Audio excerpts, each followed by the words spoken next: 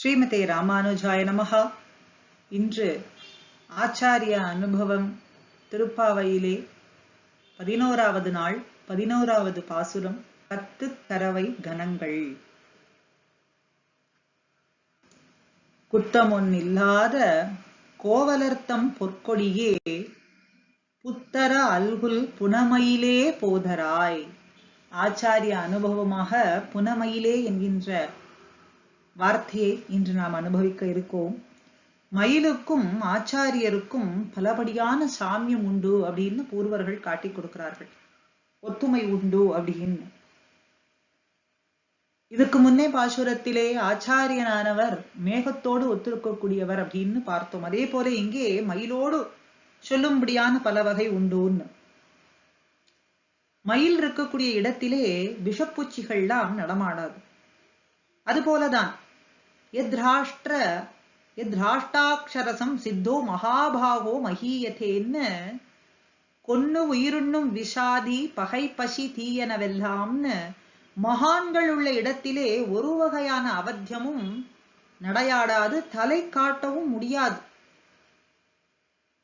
பகையோ பசியோ தீயதோ ஒன்றுமே கெட்டதே ஆச்சாரியர்கள் இருக்கக்கூடிய இடத்திலே தலை காட்டாது. மயிலானது சந்தோஷ அதிசயம் உண்டான காலத்திலே சிறகை விரித்து நன்னா கூத்தாடும். அதுபோலதான் ஆச்சாரியர்களும் பிரம்மானந்தம் நன்னாக பொங்கக்கூடிய காலத்திலே தங்களுடைய ஞான விகாசத்தை காட்டி நமக்கெல்லாம் சத்து உபதேசம் பண்ணுவார்கள். மயிலினிடத்துல சென்று இறகை போடு அப்படின்னா அது போடாது. அதை சிரமப்படுத்தியே பின்னே சம்பாதிப்பார்கள். அதுபோலத்தான் அனுவிருத்தி பிரசன்ன ஆச்சாரியர்கள்ல இரு வகை உண்டு. கிருபா மாத்திர பிரசன்ன ஆச்சாரியர்கள், அனுவிருத்தி பிரசன்ன ஆச்சாரியர்கள். ராமானுஷர் போன்றவர்கள்லாம் கிருபா மாத்திர பிரசன்ன ஆச்சாரியர்கள். ஆசையுடையோருக்கெல்லாம் சொல்லி போந்தார். அதுக்கு முன்னே இருக்கக்கூடிய ஆச்சாரியர்கள் ராமானுஷர் காலத்திலே அதற்கு முன்னே இருந்த ஆச்சாரியர்கள் அத்தனை பேரும் அனுவிருத்தி பிரசன்ன ஆச்சாரியர்கள். நன்னாக பரீட்சித்து சிஷ்யனானவன் நல்ல ஈடுபாடு உடையவனாக இருக்கின்றானா, தேறினவனாக இருக்கின்றானான்னு பார்த்து பின்னே சேவையெல்லாம் அவர்கள் ஸ்வீகரித்துக் கொண்டே பின்னே உபதேசம் பண்ணுவார்கள். அதுபோல மைத்ரேயகா பரிபப்ரச்ச பிரணிபத்யாபிவாத்திய என்றும் பிரணிபாதேன பரிப்பிரஷ்னேன சேவையா அப்படின்னு பாத சேவையெல்லாம் பண்ணி அவர்களுக்கு நன்னாக அவர்களை உகப்பிக்கும் படிக்கு பண்ணி அனுவர்த்தித்து பின்னே ஞான சம்பாதனம் பெற வேண்டி இருக்கும். எப்படி மயிலின் இடத்துல சிரமப்பட்டு அதனுடைய இறகை பெறுவார்களோ அதுபோல இந்த அனுவிருத்தி பிரசன்ன ஆச்சாரியர்களின் இடத்திலே மிகவும் அனுவர்த்தித்து அவர்களை உகப்பித்து ஞான சம்பாதனம் செய்ய வேண்டியிருக்கும், பெற வேண்டியிருக்கும். கருங்கண் தோகை மயில் பீலி அணிந்து அப்படின்னு சொல்றபடிக்கு மயிலினுடைய இந்த இறகானது எம்பெருமானுடைய திருமுடி மீது ஏறி விளங்கும். அதுபோலத்தான் எம்பெருமான் ஆழ்வார் ஆச்சாரியர்களினுடைய ஸ்ரீசுக்திகளை கேட்டு அதை தலையிலே தூக்கி கொண்டாடுவான், தலைமேலே தரித்து கொண்டாடும்படியா இருப்பான். மயிலானது முகிலை பார்த்தவுடனே கூத்தாடும். முகில்னா மழை மேகம். அதுபோலத்தான் ஆச்சாரியர்களும் கார்முகில் போல் வண்ணன் கண்ணன் எம்மானை சொல்லி பாடி எழுந்தும் பறந்தும் கூத்தாடுவார்கள். கார்மேகம் போல விளங்கக்கூடியவனான முகில் வண்ணன் பேர்பாடன்னு சொல்லும்படியான முகில் வண்ணனான எம்பெருமானையே சொல்லி சொல்லி பாடி பாடி கழித்து போவார்கள். மயிலை கண்டவுடனே விஷப்பூச்சிகள் அண்டாதுன்னு சொன்ன அதுபோல பாம்புகளும் பயந்தோடும். அதுபோலத்தான் மகான்களை ஆச்சாரியர்களை கண்டவுடனே குத்திருட்டிகள்லாம் அஞ்சி நடுங்கி ஓடுவார்கள் அப்படின்னு இப்படி பலபடியான சாமியத்தை சொல்லலாம் ஆச்சாரியருக்கும் மயிலுக்கும். முகில்வண்ணனான எம்பெருமானை பேர் பாடி ஆடக்கூடியவர்கள், ஞான விகாசம் கொண்டவர்கள்.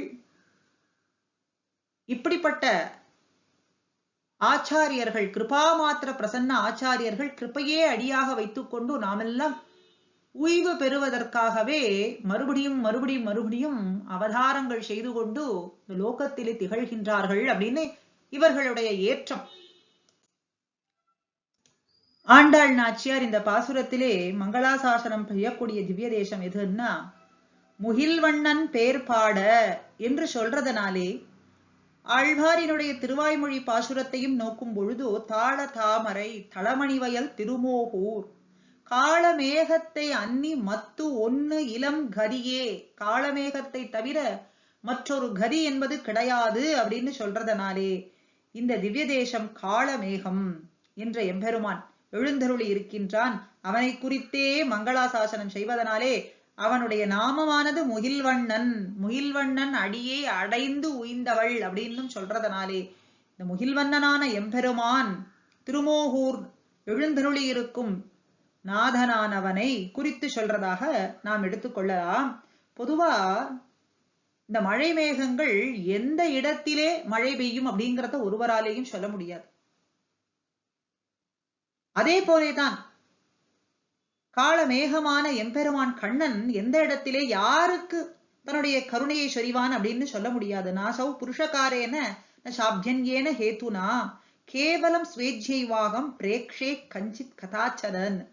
இந்த மின்னல்கள் ஒரு இடத்திலே வெட்டும், அங்கதான் மழை பொழியுமான்னு பார்த்தா வேற இடத்துல சென்று பொழிந்து விடும். அதுபோல கண்ணன் மதுராவிலே இருந்தாலும் கூட தன்னுடைய அருளையெல்லாம் ஆய்ப்பாடிக்கே சுரந்தான் அப்படிங்கிறது அந்த அனுபவத்தை இங்கே நாம் தெரிந்து கொள்ளலாம். ஆச்சாரிய அனுபவமாக புனமயிலாய் இருக்கக்கூடியவர், முகில்வண்ணன் அடியை அடையக்கூடியவர்கள், நாமத்தையே சொல்லக்கூடியவர்கள், என்றும் அந்த முகில்வண்ணன் எழுந்தருளி இருக்கக்கூடிய தேசமான திருமோகூர் தேசத்தையும் அந்த எம்பெருமானையும் இந்த பாசுரத்தின் மூலமாக மங்களாசாசனம் செய்திருக்கிறார்கள் பூர்வர்கள் அப்படிங்கிற ரசமான அனுபவத்தை இன்று அனுபவித்தோம். அடுத்த திவ்ய தேசமும் ஆச்சாரிய அனுபவமும் அடுத்த பாசுரத்திலே கூடியிருந்து அனுபவிப்போம். ஸ்ரீமதே ராமானுஜாய நமஹா.